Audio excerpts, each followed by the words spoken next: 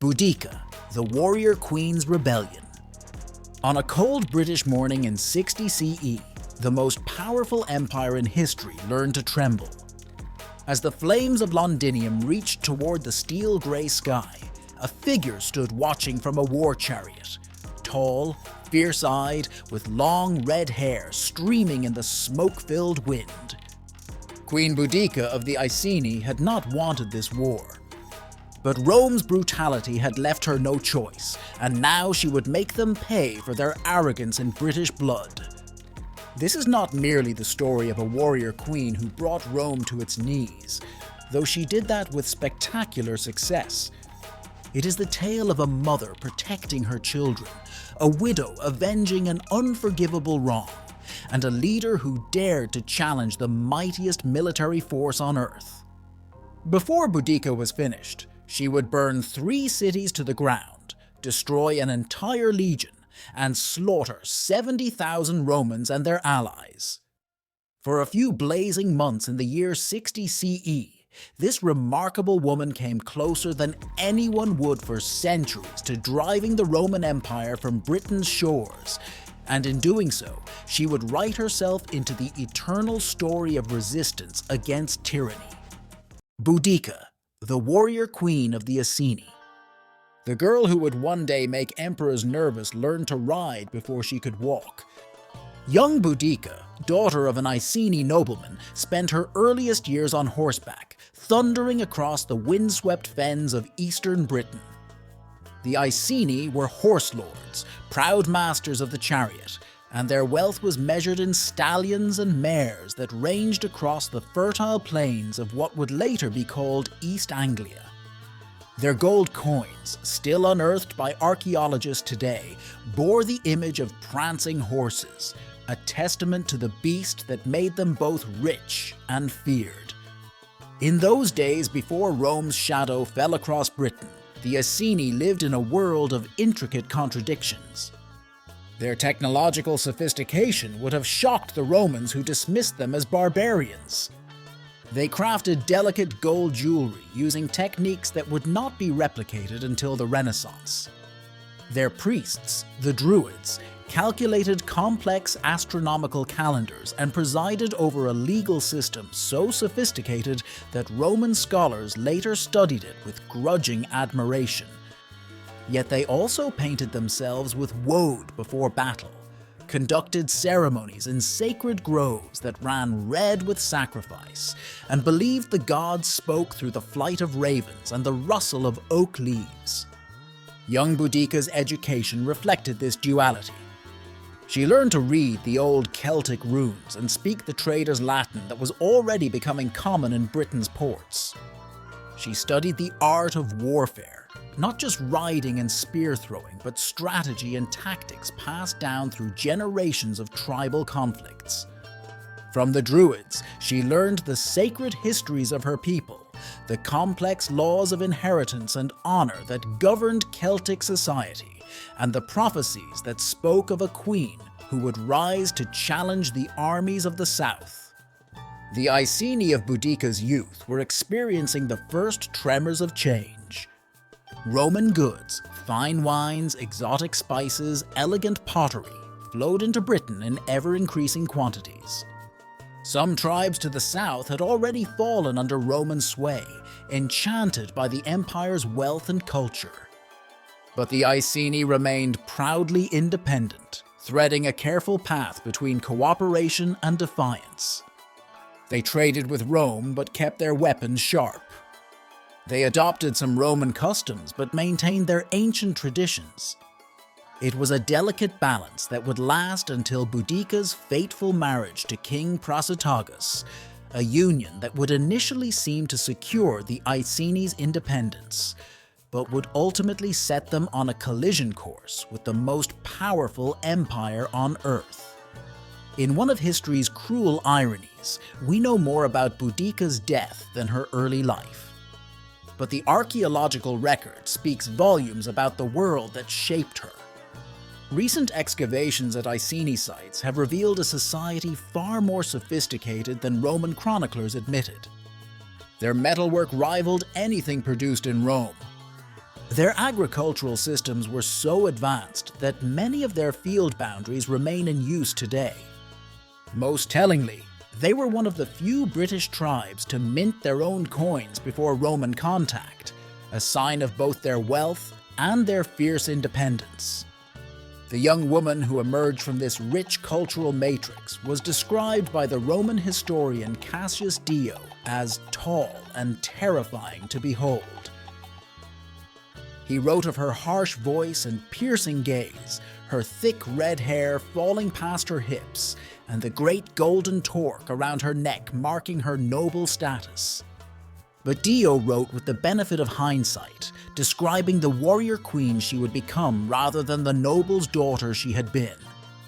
The real Boudica was shaped by forces her Roman chroniclers barely understood: the complex honor codes of Celtic society, the powerful role of women in British tribal culture, and the growing tension between tradition and change that would ultimately explode into violent resistance. When Boudica married King Prasutagus of the Iceni, likely in her late teens, she stepped onto the stage of history. But the qualities that would make her a legend, her fierce intelligence, her strategic mind, her ability to unite warring tribes under a single banner, these were forged in the horselands of her youth, where a nobleman's daughter learned to lead before she learned to fear. As events would soon prove, Rome had every reason to fear her in return. The Rebellion of Boudica, a turning point in Roman Britain. History turns on small decisions. In the winter of 60 CE, a Roman procurator named Decianus Catus made one that would cost his empire nearly everything they had built in Britain.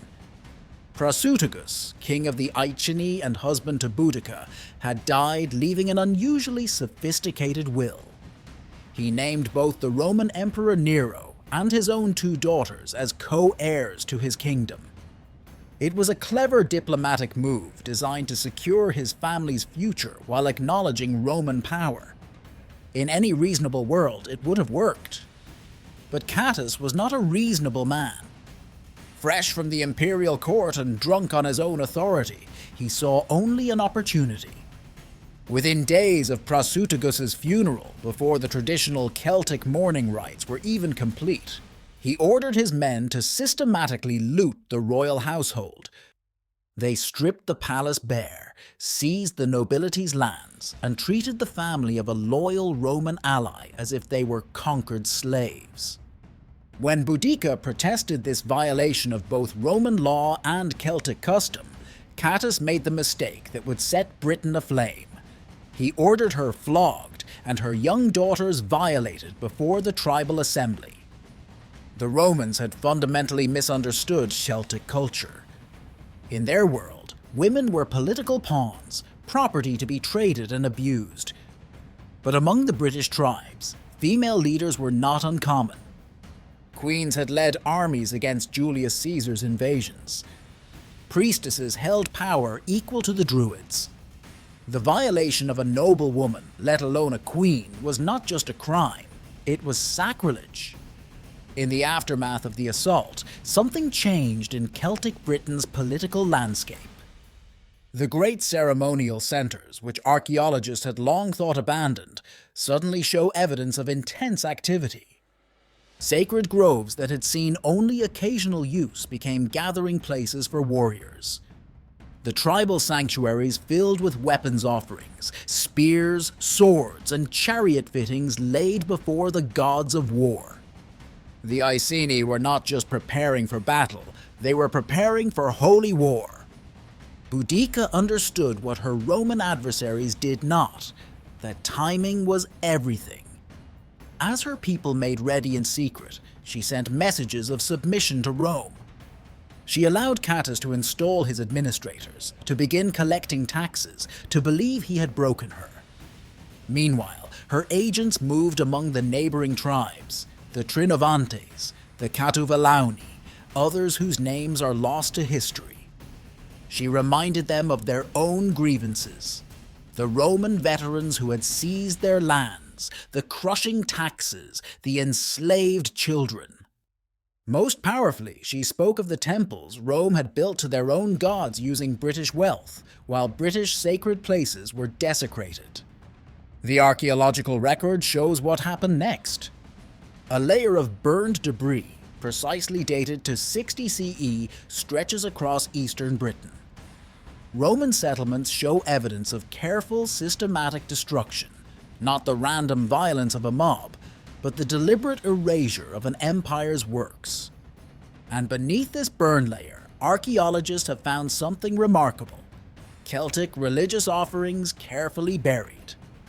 Before each attack, Boudica's warriors took time to make sacrifices. This was not just revenge, it was ritual cleansing. The Roman historian Tacitus, writing decades later, would claim that Boudica used womanly anger to stir up rebellion. But the evidence tells a different story.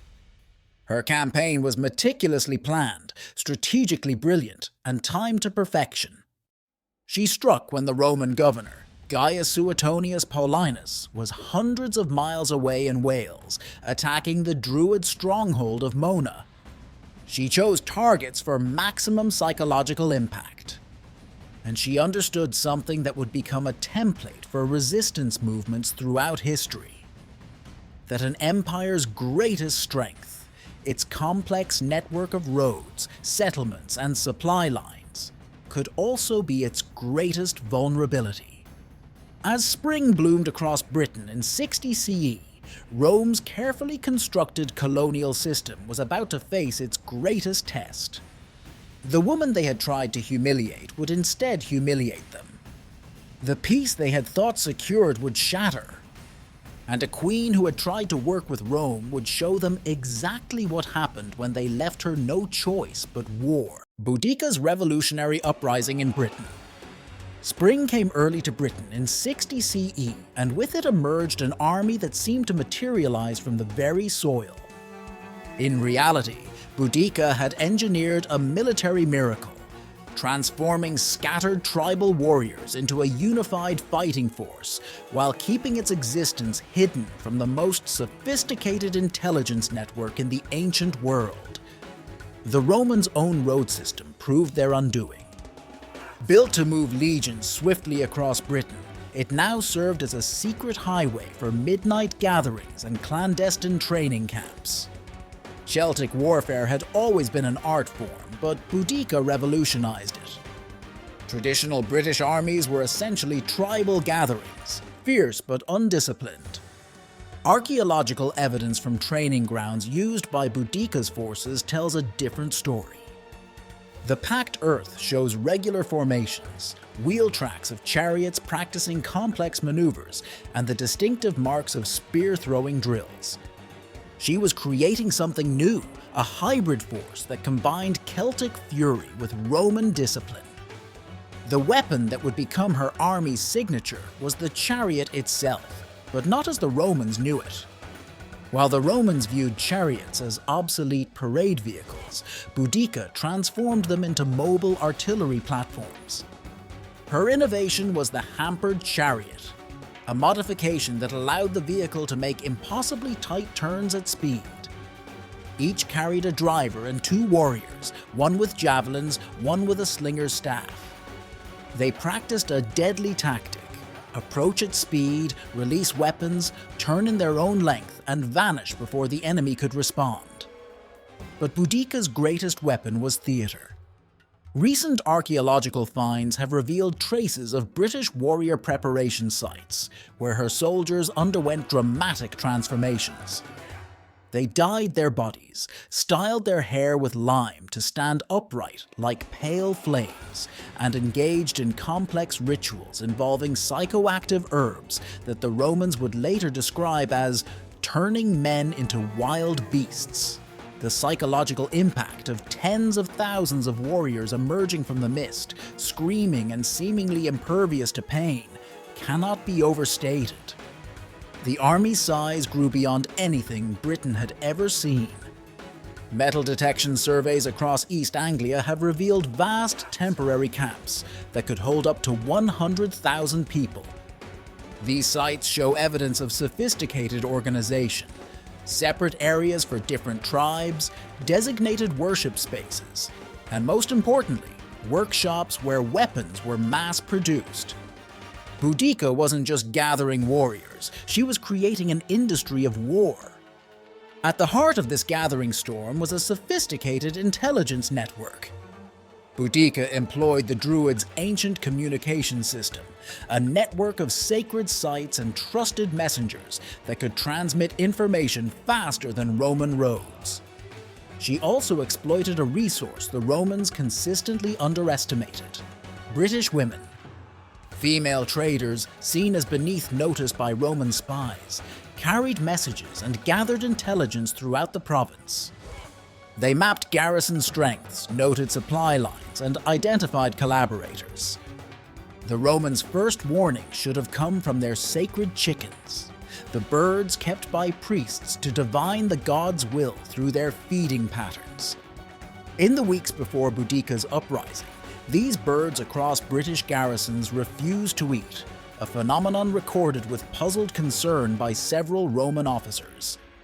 But the empire's greatest minds dismissed these omens, just as they dismissed the reports of unusual movement among the tribes. They could not imagine that a woman, a barbarian woman at that, could orchestrate something of this scale.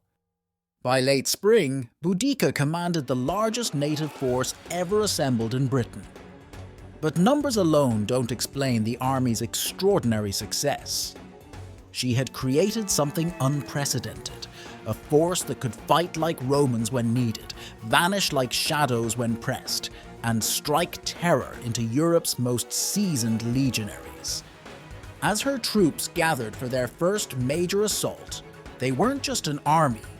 They were the physical manifestation of Britain's rage, shaped by a leader who understood that revenge is best served not just cold, but with theatrical flair. The target she chose for their first demonstration would send shockwaves through the empire: Camulodunum, the first Roman colony in Britain.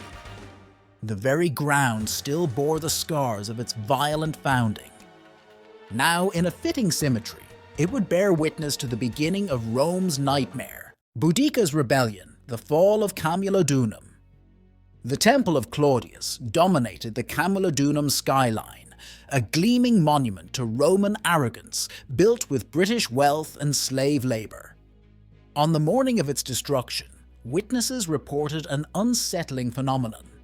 The Statue of Victory, perched atop the temple's highest point, turned on its base to face backward, as if fleeing some unseen terror. By sunset, it would lie shattered in the streets below, along with every other symbol of Roman power in Britain's first colonial capital. Boudica's assault on Camulodunum wasn't just a military operation, it was a masterclass in psychological warfare. Her army appeared at dawn, emerging from a thick fog that several Roman writers claimed was conjured by British sorcery, but was more likely a deliberate choice of weather conditions. The sight must have been otherworldly. Thousands of warriors, their bodies painted ocean blue with woad, moving in complete silence save for the rhythmic creaking of chariot wheels. The city's defenses crumbled before they were even tested. Boudica had spent months infiltrating Celtic slaves into Camulodunum. At a pre-arranged signal, they opened postern gates and service entrances across the city wall. Roman defenders, rushing to plug these gaps, found themselves caught in a maze of their own streets, ambushed by enemies who knew every alley and corridor. The few veterans stationed in the city quickly realized a chilling truth. The entire civilian population seemed to be part of the assault. Servants turned on masters, traders became warriors, and every shadow held potential death. Archaeological evidence reveals the systematic nature of what followed. The destruction layer shows clear patterns. Administrative buildings were targeted first, followed by Roman homes and businesses. Native British properties, identifiable by their distinctive pottery, were largely spared. Most telling are the coins found scattered in the streets. Many show signs of being deliberately defaced, with the emperor's image scratched out in what appears to be a ritual act of defiance. The Temple of Claudius became the last refuge for the city's Roman population. Built like a fortress on high foundations, it should have been defensible. But Boudica's forces had prepared for this. Tree trunks, soaked in fat and set ablaze, were rolled against the temple doors. As smoke filled the sanctuary, the British army waited outside, weapons ready. Not a single Roman survived the inferno. Later excavations would reveal a grim tableau: skeletal remains still clutching valuable items they had hoped to save, their final moments preserved in ash like a British Pompeii. The real strategic genius of the attack emerged in its aftermath. Boudica knew that Camulodunum's fall would trigger an automatic Roman response. The 9th Legion, stationed at Lindum, modern Lincoln, would be ordered to march south. She had essentially created a trap, using an entire city as bait. The 9th, commanded by Quintus Petilius Carialis, walked right into it. The legion's destruction was methodical. Boudica's scouts tracked their approach, allowing her to choose the perfect ambush point, a narrow valley flanked by dense woodland. The Romans, marching in typical column formation, suddenly found British chariots attacking from all sides.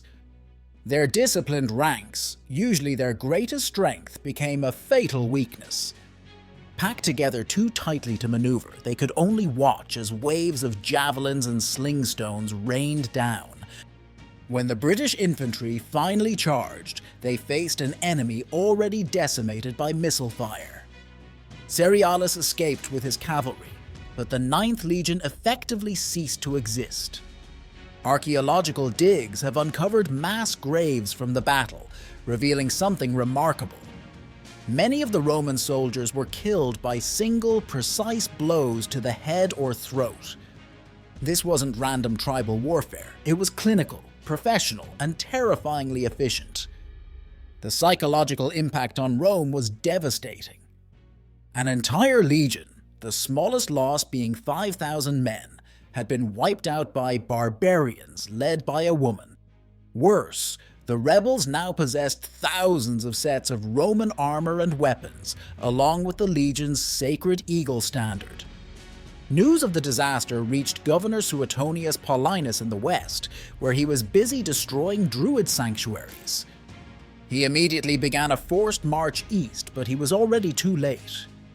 Boudica's army was on the move again, and their next target would shake the empire to its foundations. London awaited. Boudica's rebellion, the destruction of Londinium. Londinium was barely 20 years old when Boudica came to erase it from the earth. The smoke from her approach was visible 2 days before her army arrived, a psychological tactic that sent the city into panic. This newly established Roman trading port, built where the Thames bent gracefully through fertile valleys, had grown from nothing to become the beating heart of Britain's economy. By sunset on a late summer day in 60 CE, it would become Britain's funeral pyre. The city's destruction revealed Boudica's evolving strategy. Rather than the silent dawn attack used at Camulodunum, her army announced itself with ceremonial horns, ancient bronze carnix whose dragon-headed designs have been found in ritual deposits along the Thames. The sound, described by Roman witnesses as a screaming beast of nightmares, triggered a mass exodus. This was precisely what Boudica wanted. The packed bridge over the Thames became a death trap, with thousands of refugees caught between the river and advancing British warriors. Recent archaeological excavations have revealed that Londinium's destruction followed an almost ritualistic pattern. The burning began at the river wharves where Roman goods entered Britain. The flames then moved methodically through the warehouse district, the marketplace, and the administrative buildings.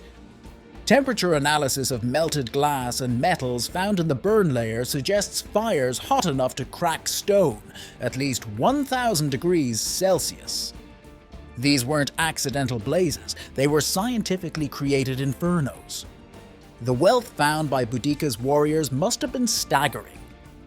Warehouse inventories preserved on bronze tablets list mountains of imperial luxury goods, Spanish olive oil, Egyptian papyrus, Italian wines, German glass, and Chinese silk. All of it burned. But the most significant find was in the procurator's office, the imperial tax records and debt registers. Their destruction threw Roman Britain's entire economic system into chaos. Boudica turned Londinium into a message written in flames. The only buildings specifically targeted for destruction rather than burning were the small temples to Roman gods, which were dismantled stone by stone. Archaeologists have found these stones in what appear to be ritual burial pits, covered with sacrificial offerings. This wasn't mere destruction, it was ceremonial cleansing, the systematic erasure of Roman religious authority. The scale of death was unprecedented. Human remains found in the burn layer tell a grim story of systematic slaughter. Unlike at Camulodunum, there was no last stand, no final refuge. Boudica's army moved through the city with mechanical efficiency.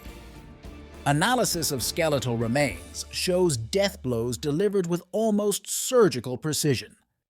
Most chilling are the remains found in Wells' wealthy Romans who tried to hide their valuables, only to be trapped and entombed with their treasures. But perhaps the most significant aspect of Londinium's fall was what didn't burn. Archaeological evidence shows that certain buildings, those belonging to British merchants who traded in local goods, were deliberately spared. This wasn't blind destruction, it was economic warfare. Boudica wasn't just killing Romans, she was trying to erase the entire Roman economic system while preserving indigenous British trade networks. As Londinium burned, Boudica's army swelled further. Each victory attracted more tribes to her banner. The Roman historian Dio recorded that her forces now numbered 230,000, certainly an exaggeration, but archaeological evidence of campaign camps does suggest an army of unprecedented size. More importantly, it was an army growing in sophistication. They had Roman weapons now, Roman armor, and Roman military knowledge gained from captured officers. The fires of Londinium burned for 4 days. When they finally died, they left behind more than ash and bones. They left a warning. This destruction was visible from across the Channel on clear days. For the first time, Rome faced the possibility of losing not just a battle, but an entire province. As Boudica's army turned north toward their next target, Verulamium, the very foundations of Roman power in Britain had been shaken. Governor Suetonius Paulinus, still racing east with his legions, would arrive too late to save any of these cities. But he was formulating a plan, one that would lead to the largest and bloodiest battle ever fought on British soil. The final battle, a turning point in Roman Britain.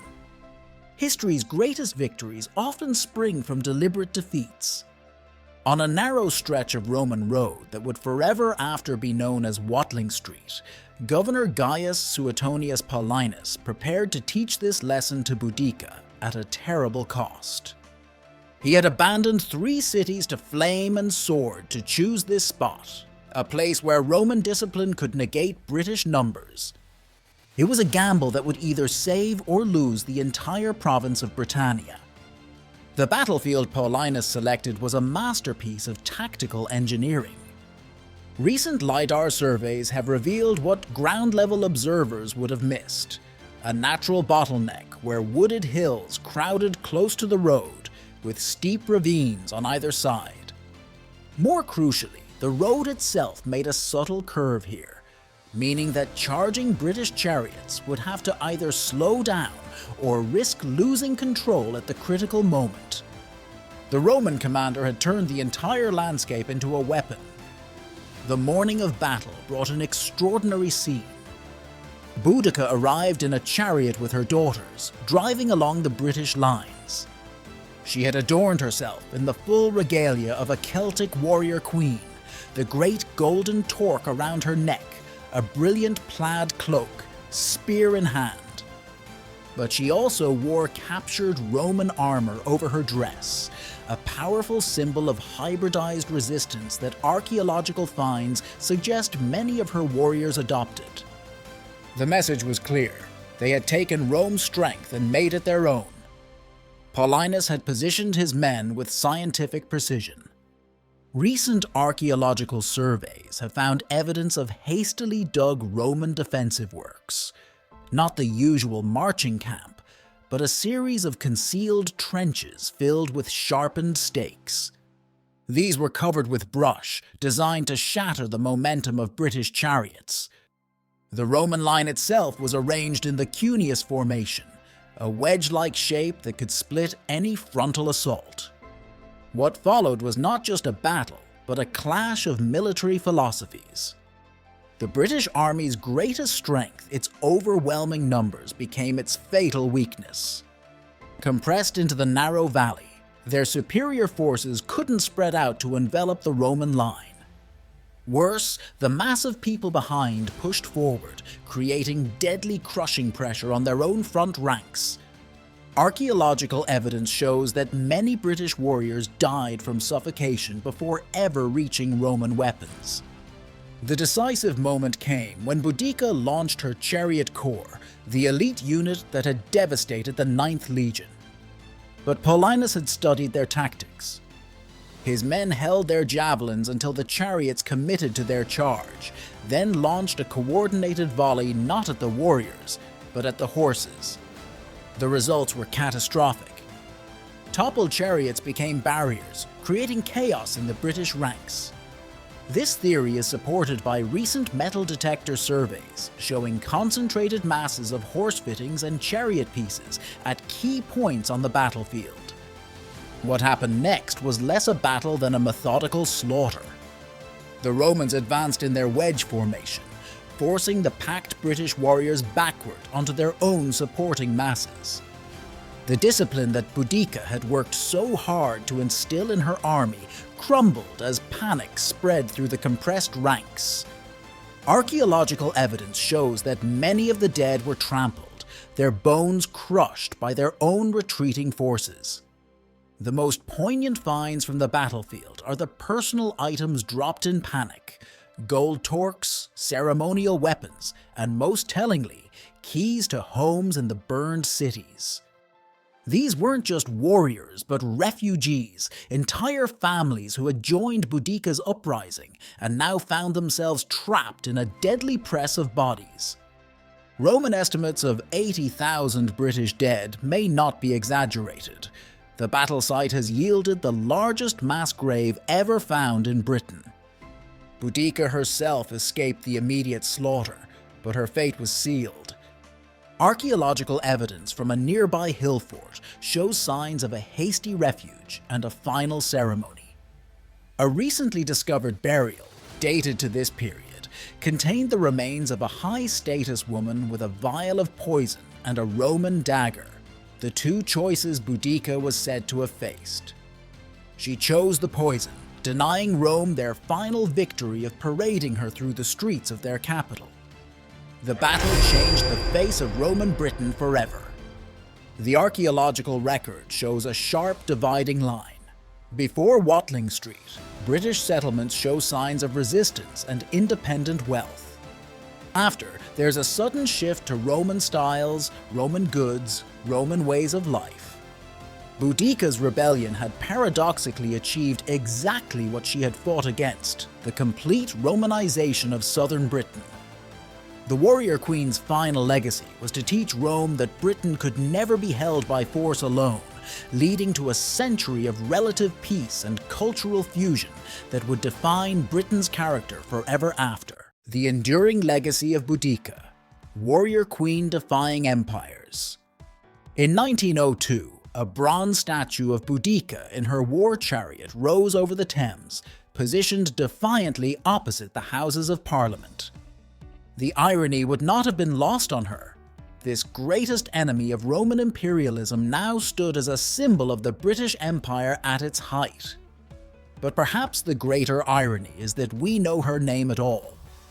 Rome's usual practice was to erase rebels from history, yet Boudica's shadow grew longer with each passing century. The first hint of her enduring power came during the Renaissance, when Tacitus's newly rediscovered manuscripts electrified Tudor England. Queen Elizabeth I, another flame-haired British queen defying continental powers, explicitly drew parallels between herself and Boudicca. The Queen's favourite playwright, William Shakespeare, wove subtle references to the warrior queen into his histories, most notably in Cymbeline, where ancient Britain stands proud against Rome. A propaganda war fought across centuries had begun. Victorian archaeologists approached Boudica with their own agenda, seeking a primitive but noble savage to justify Britain's civilizing imperial mission. But the evidence they uncovered told a different story. The stunning metalwork from Iceni territories, the sophisticated military equipment, the complex trade networks, all pointed to a society far more advanced than Roman sources admitted. Each excavation shifted the narrative further from the barbarian queen of Roman histories towards something far more complex. The 20th century brought new tools and new perspectives. Aerial photography revealed the true scope of pre-Roman British society, vast networks of farms, roads, and settlements that had been organized long before Rome arrived. Pollen analysis showed that Boudica's Britain was no wilderness, but a carefully managed landscape of fields and pastures. Most surprisingly, chemical analysis of skeletal remains from the period revealed that the average pre-Roman Briton enjoyed a more varied and nutritious diet than their Romanized descendants. Modern archaeology has uncovered a final startling twist to Boudica's story: the great Roman roads she used to move her armies. Ground-penetrating radar shows many followed the lines of much older British trackways. The military tactics she employed. Analysis of pre-Roman British weapons suggests they were using sophisticated battlefield formations centuries before Rome arrived. Even the iconic British war chariot was no primitive holdover. It was a highly evolved weapon perfectly adapted to local terrain and warfare styles.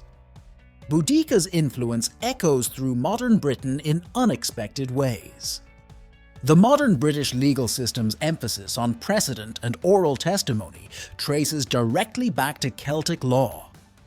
The British preference for indirect warfare, striking at supply lines and infrastructure rather than seeking pitched battles, mirrors Boudica's early tactical choices.